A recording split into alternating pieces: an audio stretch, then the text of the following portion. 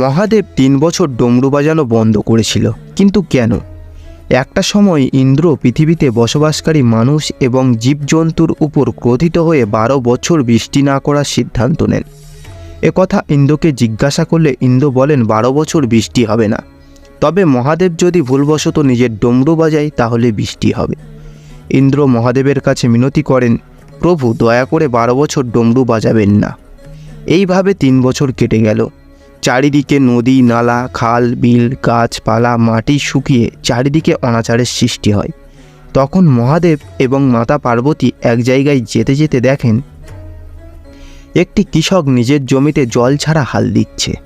তখন মহাদেব এবং মাতা পার্বতী কৃষকের কাছে গিয়ে জিজ্ঞাসা করেন, চারিদিকে অকাল অবস্থায় তুমি খেতে হাল চালাচ্ছ কেন?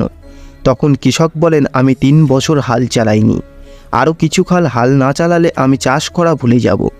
তখন মাতা পার্বতী বুদ্ধি করে মহাদেবকে বলেন, প্রভু আপনিও ৩ বছর ডমরুতে স্পর্শ করেননি, এমন চলতে থাকলে আপনিও ডমরু বাজানো ভুলে যাবেন তো?